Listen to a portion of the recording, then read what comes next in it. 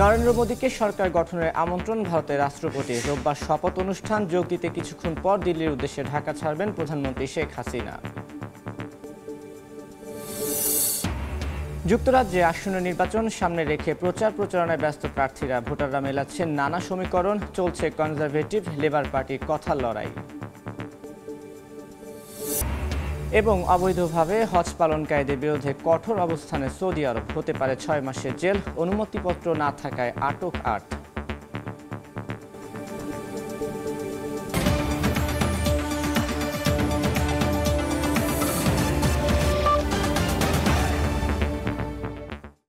আন্তর্জাতিক সময়ের সঙ্গে আছি আমি তানভীর হাসান। এনডিএ জোটের নেতা হিসেবে নরেন্দ্র মোদীকে সরকার গঠনে আনুষ্ঠানিক আমন্ত্রণ জানিয়েছেন ভারতের রাষ্ট্রপতি দ্রৌপদী মুর্মু। শুক্রবার দিল্লিতে রাষ্ট্রপতি ভবনে প্রেসিডেন্টের সঙ্গে দেখা করেন মোদী। রোববার শপথ নিয়ে টানা তৃতীয়বারের মতো ভারতের প্রধানমন্ত্রী হবেন নরেন্দ্র মোদী। এর আগে এনডিএ জোটের বৈঠকে নরেন্দ্র মোদীকে জোট নেতা হিসেবে নির্বাচিত করা হয়। এদিকে মোদীর শপথ অনুষ্ঠানে যোগ দিতে কিছুক্ষণ পর দিল্লির উদ্দেশ্যে ঢাকা ছাড়বেন প্রধানমন্ত্রী শেখ হাসিনা। ইন্ডিয়া জোটের প্রধান নির্বাচিত হওয়ার পর এ বিষয়ে অবহিত করতে শুক্রবার প্রেসিডেন্ট দ্রৌপদী মুর্মুর সঙ্গে দেখা করতে রাষ্ট্রপতি ভবনে যান বিজেপি নেতা নরেন্দ্র মোদী। নতুন সরকার গঠনের বিষয়ে করেন আলোচনা। এ সময় ইন্ডিয়া জোটের নেতা হিসেবে নরেন্দ্র মোদীকে সরকার গঠনের আনুষ্ঠানিক আমন্ত্রণ জানান রাষ্ট্রপতি। বৈঠক শেষে রাষ্ট্রপতি ভবনের বাইরে এ বিষয়ে সাংবাদিকদের সঙ্গে ব্রিফ করেন নরেন্দ্র মোদী। বলেন, নতুন সরকার গঠন ও শপথ গ্রহণের সময় নির্ধারণ সহ নানা বিষয়ে রাষ্ট্রপতির সঙ্গে আলাপ হয়েছে তার। আগামী 5 বছর দেশের উন্নয়ন ও শান্তি প্রতিষ্ঠায় কাজ করে যাবে তার দল।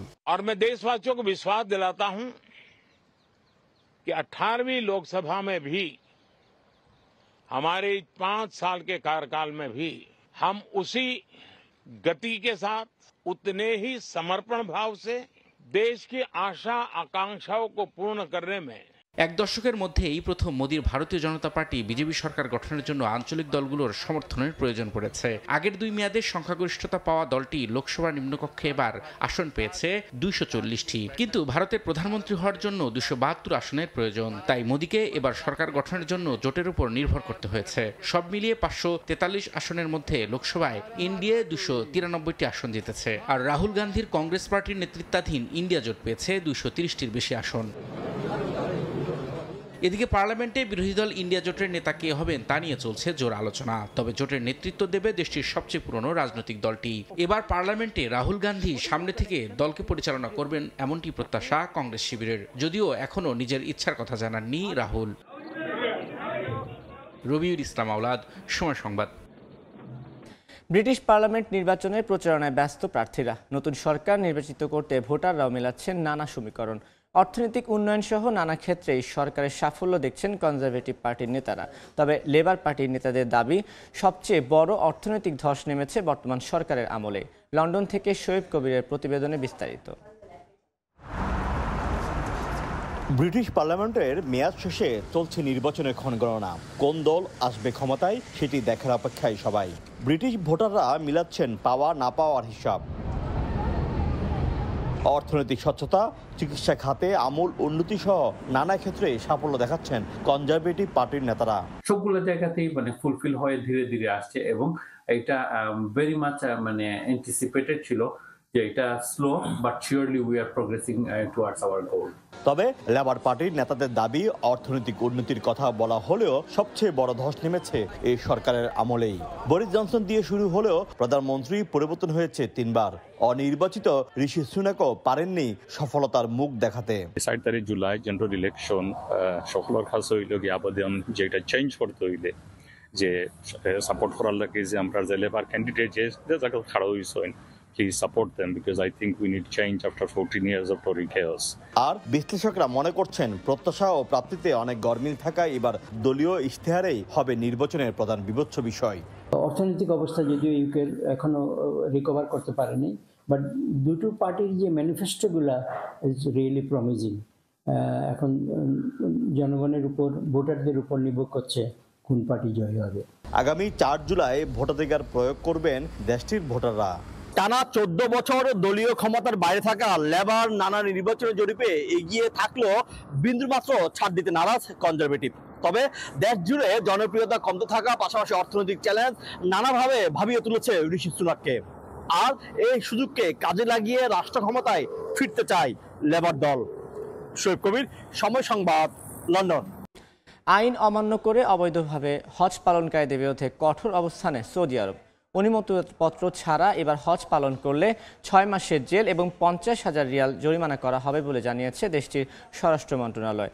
অনুমতি ছাড়া সৌদি আরবে প্রবেশের অভিযোগে এরই মধ্যে আটক করা হয়েছে 8 জনকে। আরিফুর রহমানের রিপোর্ট।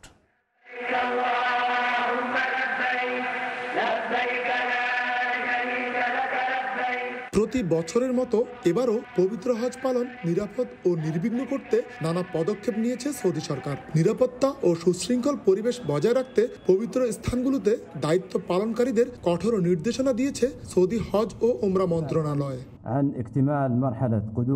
গেল 2 জুন থেকে সৌদি আরবে কার্যকর হয় পবিত্র হজ বিষয়ক আইন, যা বহাল থাকবে 21 জুন পর্যন্ত। তাই অনুমতিপত্র ছাড়া পবিত্র নগরীতে কোনো মুসল্লিকে পাওয়া গেলে গুনতে হবে 10,000 রিয়াল জরিমানা। এছাড়া অনুমতি ছাড়া হজ যাত্রীদের পরিবহন করলে 6 মাস কারাদণ্ডের পাশাপাশি 50,000 সৌদি রিয়াল জরিমানা করা হতে পারে, যা বাংলাদেশি মুদ্রায় 15 লাখ টাকার বেশি। বিদেশিদের পাশাপাশি নির্দেশনার আওতায় রয়েছেন সৌদি নাগরিক ও স্থানীয় বাসিন্দারাও। সৌদি সরকার হজের যে নীতিমালা দিয়েছে, অবৈধভাবে কেউ হজ করলে 50,000 রিয়াল জরিমানা, অন্যথায় জেল হতে পারে। এজন্য আমরা অনুরোধ করব কোনো প্রবাসী অবৈধভাবে যেন হজ না করে। কেউ যেন অবৈধভাবে হজ করতে না যায়, এতে আমাদের বাংলাদেশের সুনাম নষ্ট হয়, আমাদেরও সমস্যা হয়। আইন লঙ্ঘন করে কেউ ধরা পড়লে নিজ দেশে ফেরত পাঠানোর পাশাপাশি নির্দিষ্ট সময়ের জন্য তাকে সৌদি প্রবেশে নিষিদ্ধ করা হবে। এরই মধ্যে ভিজিট ভিসায় সৌদি আরবে এসে হজ পালনের অনুমতি না নিয়ে পবিত্র নগরীতে প্রবেশের অভিযোগে অন্তত 20 জনকে জরিমানা করা হয়েছে। আটক করা হয়েছে বেশ কয়েকজনকে। এ অবস্থায় অনুমতি ছাড়া হজ পালন থেকে বাংলাদেশিদের বিরত থাকার আহ্বান জানিয়েছে বাংলাদেশ দূতাবাস। আরিফুর রহমান, সময় সংবাদ, সৌদি আরব। যুক্তরাষ্ট্রে বাংলাদেশ দূতাবাসে জরুরি তহবিল থেকে উধাও হয়ে গেছে প্রায় 5.5 কোটি টাকা। কৌশলে সেই সময়ের পররাষ্ট্রমন্ত্রীর করা তদন্ত কমিটির প্রধানকে বাদ দিয়ে নতুন কমিটি করে মন্ত্রণালয়ের আমলারা। কমিটি হওয়ার বছর পেরিয়ে গেলেও তদন্ত শেষ হয়নি। বিষয়টি স্বীকার করে সাবেক পররাষ্ট্রমন্ত্রী একে আব্দুল মোমেন ইঙ্গিত দেন দূতাবাসের মধ্যম সারির কোনো কর্মকর্তাই জড়িত এই অর্থ লোপাটের সঙ্গে। 2007 সালে ঘূর্ণিঝড় সিডোরে ক্ষতিগ্রস্তদের সহায়তায় যুক্তরাষ্ট্রে বাংলাদেশ দূতাবাসের খোলা একটি ব্যাংক অ্যাকাউন্টে জমা হয় $1,76,000 বা 2 কোটি টাকার বেশি। দুর্যোগকালীন সময়ে এ অর্থ ব্যবহার হওয়ার কথা থাকলেও 2020 সালের অক্টোবর মাসের পর সেই অ্যাকাউন্ট থেকে অর্থ লোপাট করে দূতাবাসেরই একটি চক্র। হিসাবটি বন্ধ করে দেওয়ার উদ্যোগ নিলে যুক্তরাষ্ট্রের ওই ব্যাংক কর্তৃপক্ষ বিষয়টি দূতাবাসকে জানায়। রাষ্ট্রদূত জিয়াউদ্দিনের বিদায় এবং এম শহীদুল ইসলামের দায়িত্ব গ্রহণের মাঝামাঝি সময়ে এই অর্থ লোপাটের ঘটনা ঘটে। এ সময়ের মধ্যে দূতাবাসের আরেকটি অ্যাকাউন্ট থেকে সরানো হয় আরও $3 লাখ বেশি বা প্রায় 3.5 কোটি টাকা। রাষ্ট্রদূত শহীদুল ইসলাম দায়িত্ব নেয়ার পর একটি চিঠির মাধ্যমে সে সময়ের পররাষ্ট্রমন্ত্রী ডক্টর একে আব্দুল মোমেন ও সচিবকে এ তথ্য জানান। ওয়াশিংটন দূতাবাসে হওয়া এই দুর্নীতির প্রায় 2.5 বছর পর একটি তদন্ত কমিটি গঠন করেন তৎকালীন পররাষ্ট্রমন্ত্রী। তবে আমলাতান্ত্রিক কৌশলে পররাষ্ট্রমন্ত্রীর করা তদন্ত কমিটির প্রধানকে বাদ দিয়ে নতুন করে কমিটি করা হয়। মনে করা হয় সেই তদন্ত এখনও শেষ না হওয়ার পেছনে এটিই প্রধান কারণ। এসব অভিযোগের বিষয়ে জানতে চাইলে অস্বীকার করেননি সাবেক পররাষ্ট্রমন্ত্রী। এইটা একটু দুঃখজনক। আমি যখন সরকারে ছিলাম তখন আমাদের রাষ্ট্রদূত ওয়াশিংটনে যিনি, সেই তথ্যটা আমাদের পররাষ্ট্র সচিবকে জানান, আমাকেও একটা জানিয়েছিলেন। এটা বোধহয় 4 লক্ষ কত হাজার, আমাদের দেশের জন্য অনেক টাকা। এটা বহুদিন ধরে পড়েছিল ডরমেন্ট অ্যাকাউন্টে। তখন ব্যাংকই সতর্ক হয়ে গেল যে এতগুলো টাকা হঠাৎ করে উধাও হয়ে গেল, এবং সেই কারণে উনি জানিয়েছিলেন। তখন আমি আমাদের সরকারি যেটা নিয়ম, সেখানে আমরা একটা ইনভেস্টিগেশন করার জন্যে কেমনে হলো, কে দায়ী, এইগুলো নির্ধারণের জন্যে আমরা একটা কমিটি নিয়োগ করি, রিকমেন্ড করি। পরবর্তীতে এটা পরিবর্তন হয়। সাবেক মন্ত্রীর ইঙ্গিত, দূতাবাসের মধ্যম সারির কোনো কর্মকর্তা এ দুর্নীতির সঙ্গে জড়িত। স্টাফরা এবং অফিসাররা সব তৈরি করে, আর যিনি অ্যাম্বাসেডর হন উনি খালি পাশে সই করেন, তো এরকমও হতে পারে। যদিও ডক্টর হাসান মাহমুদ নতুন পররাষ্ট্রমন্ত্রী হিসেবে দায়িত্ব পাওয়ার পর বিষয়টি তার নজরে আনা হয়েছে কিনা সেটি নিশ্চিত হওয়া যায়নি। তবে ডক্টর মোমেনের আশা, নতুন পররাষ্ট্রমন্ত্রী এই দুর্নীতির যথাযথ তদন্ত শেষে ব্যবস্থা নেবেন। আই হ্যাভ কনফিডেন্স যে আমাদের নতুন পররাষ্ট্রমন্ত্রী যিনি আসছেন তিনি এটার ফুল ইনভেস্টিগেশন করবেন। তাজওয়ার মাহমিদ, সময় সংবাদ, ঢাকা। প্রকাশ্যে হামলার শিকার হয়েছেন ডেনমার্কের প্রধানমন্ত্রী মেটে ফ্রেডরিকসেন। এই ঘটনায় একজনকে গ্রেফতার করেছে পুলিশ। শুক্রবার সন্ধ্যায় দেশটির রাজধানী কোপেনহেগেনের একটি চত্বরে এই হামলার ঘটনা ঘটে। প্রত্যক্ষদর্শীরা জানান, হামলাকারী ফ্রেডরিকসেনের দিকে হেঁটে এসে তার গায়ে আঘাত করেন। তবে তিনি কতটা আহত হয়েছেন সে বিষয়ে এখনও নিশ্চিত কিছু জানা যায়নি। হামলার কারণ জানাতে তদন্ত চলছে জানিয়েছে স্থানীয় পুলিশ। এমন ঘটনায় প্রধানমন্ত্রী হতবাক হয়েছেন বলে তার কার্যালয় থেকে বিবৃতিতে জানানো হয়েছে। তার উপর এমন সময় হামলা হলো যখন কয়েকদিনের মধ্যেই দেশটিতে ইউরোপীয় ইউনিয়নের নির্বাচন। এই ঘটনাকে ঘৃণ্য কাজ বলে উল্লেখ করেছেন ইইউ প্রধান। তীব্র পানি সংকটে ভারতের রাজধানী দিল্লি। পরিস্থিতি মোকাবেলায় বিভিন্ন এলাকায় ট্যাঙ্কের মাধ্যমে সুপেয় পানি সরবরাহ করা হচ্ছে। তবে এতে মানুষের প্রয়োজন মেটানো সম্ভব হচ্ছে না। স্থানীয় প্রশাসন বলছে, তীব্র দাবদাহে পানির প্রধান উৎস যমুনা নদী শুকিয়ে যাওয়ায় চরম সংকটে পড়েছে দিল্লিবাসী। পানি ব্যবহারে আরও হিসেবি হওয়ার আহ্বান জানানো হয়েছে। চলমান পরিস্থিতিতে পানি অপচয়কারীদের উপর জরিমানার বিধান করা হয়েছে।